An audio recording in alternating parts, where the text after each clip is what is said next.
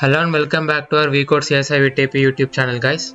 So once again we are back with another problem in Java programming. So today's question is based upon arrays in Java programming. So without any further delay, let's jump into our code.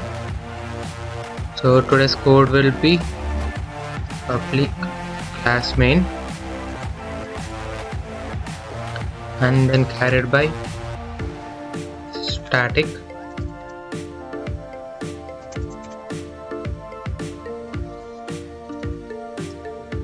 and then public static void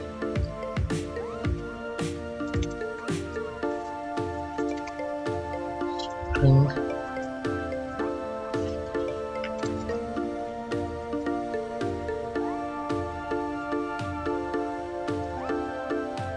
and then print statement.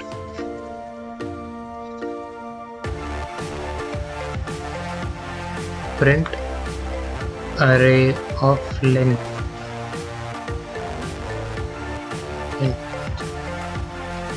Okay, so this is today's code. You just figure out what output you're gonna get in this. I'll just give you 5 seconds, pause the video and tally a proper output for this. So 3, 2, 1, go. I hope I haven't done any mistake. Yeah, see here we got a null pointer exception, right? So what is this null pointer exception is that it prefers in this code, if you have given any variable whose object value is null, so we're gonna get this null pointer exception. So this performs any operation on object which is null, right? We haven't given any variable whose object is 0, right? So this null pointer exception will be executed when we give an variable to an object whose value is null.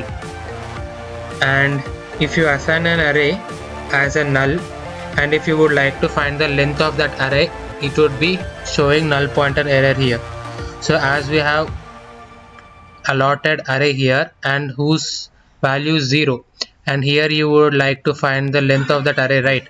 So there is the value of array is 0 and you are liking to find the length of it, so you will gonna expect this null pointer exception in the terminal. So you should assign any value to that array and then you need to find the length. Without assigning any any number, you will be expecting the same error in the terminal. So that's the reason we are getting a null pointer error in the terminal. And if you give a value here like assign any value like 12 or whatever it may be, you won't get any null pointer exception in the terminal. But here we are not giving any value, that means it will be assuming it as 0. So 0 means null, right? So if you would like to find the length of this null array, of course you're gonna accept a null pointer error in the terminal.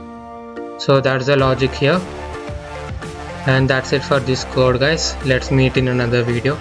Thank you.